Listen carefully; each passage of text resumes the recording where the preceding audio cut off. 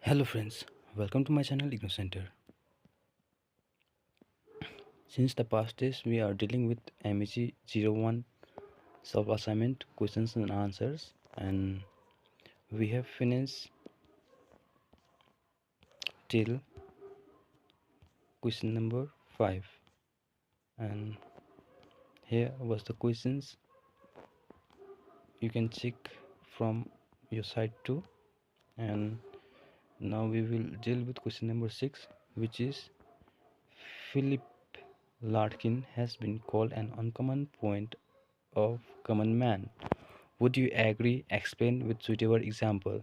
So we will deal with question number 6 today, and here is our solve assignment PDF. So let's move to question number 6 today.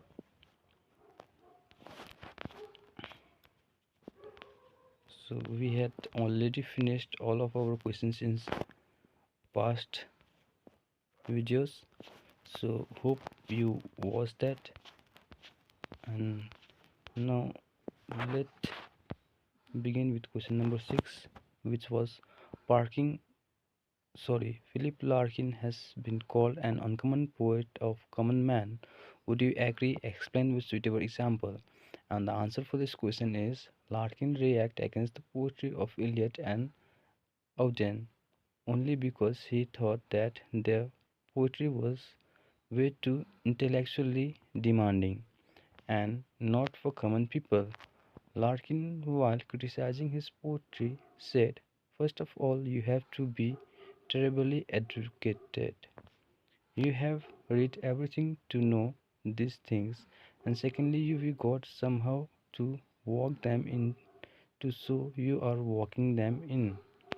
Larkin wrote poems for common man and celebrated them in his poem. Larkin was an English poet, novelist, and critic, a leading figure of the movement term coined to describe a group of British poets that coalesced during the 1950s. About the same time as the rise of the angry young man, the movement poet addressed everyday British life in plain, straightforward language and often in traditional form. In first attract attention with it was attract attention with the publication of the Anthology New Line, edited by Robert Conquest. Among its writers were Philip Larkins, Kingsley Amis, Donald Davy, and Tom Gunn. Conquest saw the group walk free from both majestical and logical conclusions, and like modern philosophy, is empirical in its attitude to all that comes. Larkin's best known books were The Least Deceived, 1955, The Whitsun Wedding, 1964, and High Widows, 1974. The poet is an ordinary man. Philip Larkin was very much responsible for reducing the view of the poet to an ordinary man by taking an anti-romantic stance. He claimed that a poet is no extraordinary in person, and there is nothing heroic in his deeds. Larkin in his poetry portrays every childhood as dull and uninteresting, which his earlier romantic poems were celebrated as a golden and ideal period. In an early poem titled I Remember, Philip Larkin imagined a train journey which returned him unexpectedly to his birthplace in the English Midlands. "Why, Coventry!" I exclaimed. "I was born here." Comically iconic, Thomas Hood's Victorian poet poem of the same title. Larkin subtly deflects the familiar romantic childhood ideals associated with other writers such as D.H. Lawrence and Dylan Thomas. The poem ends gloomily with an acceptance of the unremarkable and the undistinguished. Nothing like something happened anyway.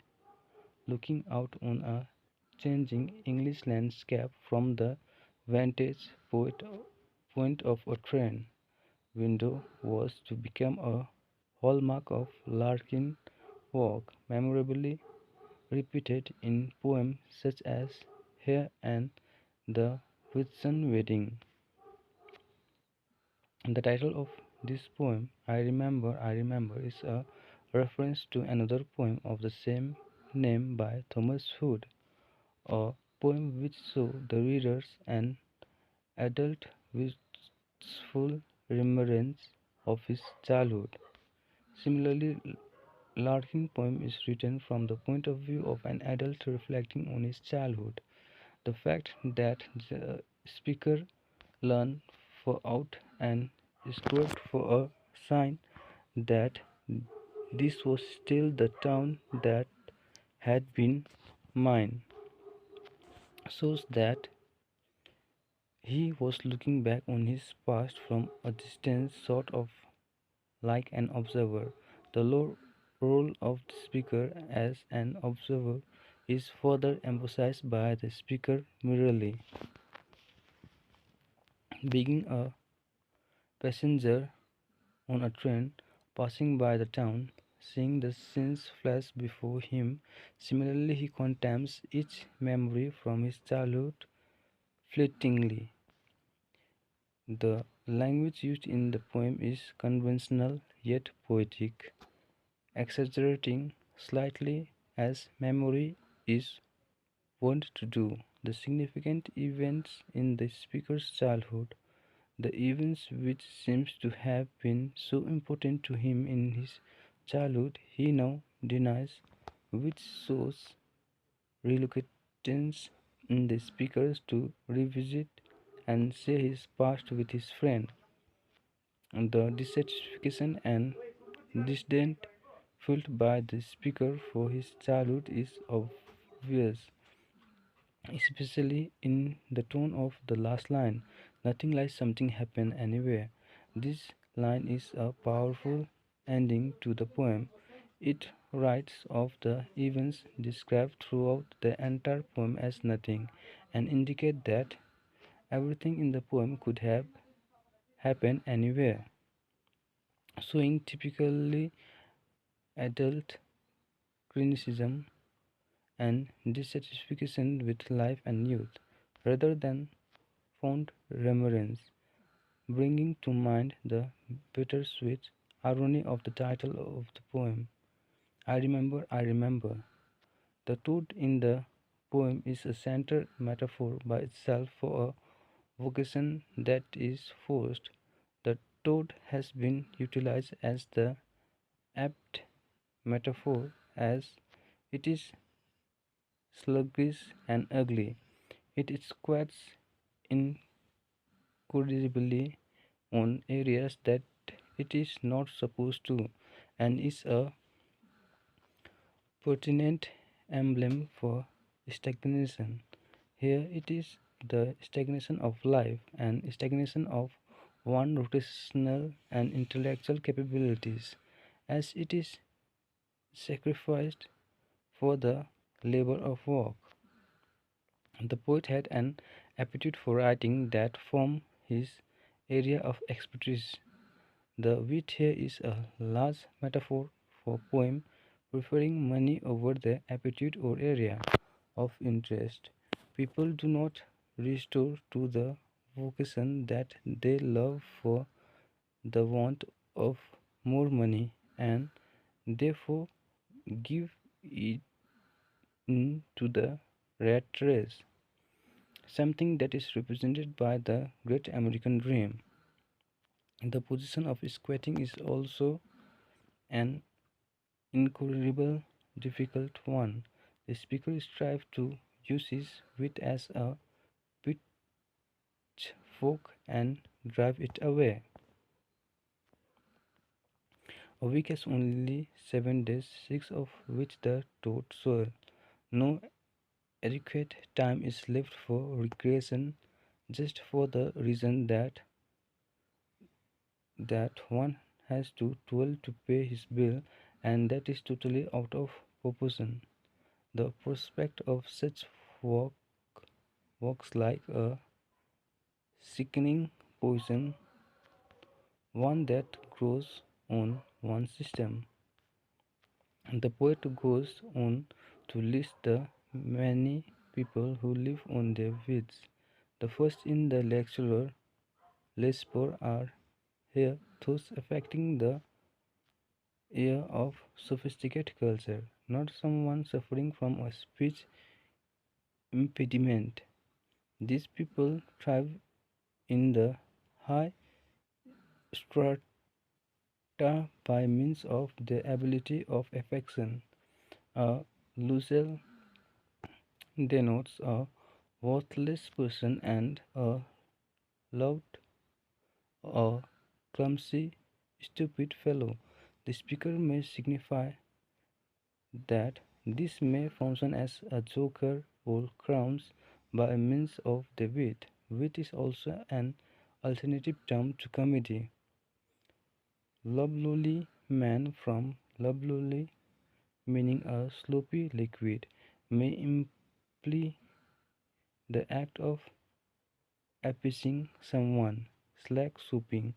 This also required a considerable talent in the art of talking, and yet these people do not end up as paupers. He utilized alliteration to emphasize this fact. At face value, Philip Larkin's thoughts revisit seems to be a vessel he is using to convey his negative feeling towards work and the working world. Look deeper and you can see that while he complains about work, it is in actual fact the more favorable option for him rather than doing nothing at all. Philip Larkin had a conventry upbringing and attended King Henry VIII School before moving to Oxford to St. John College to study English. There he became part of what was commonly known as the movement, which also included Tom Gunn and Donald Drive. They had a witty critical outlook on life and were well known for their anti-romantic ideas. They did not use many metaphors in their works, but instead were rational and frank with their words. This negative way of thinking can be seen within his poem and is clearly visible within Toad's Revisit. Second, the line "the words should feel better than work" cast a dim shadow over the scene and quickly changed the audience's idea of the poem moods. He began to list characteristics in a melancholy tone, a typical technique of the persona when he is uninspired.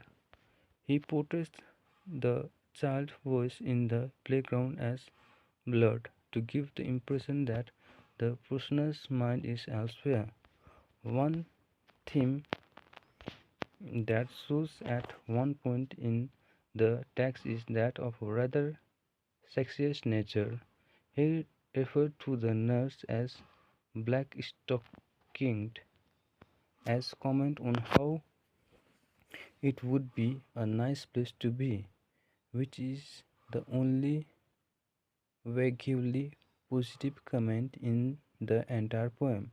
The persona has the same cynical view of the passenger by as well, describing them as placid old step takers, wax flushed and hair eyed.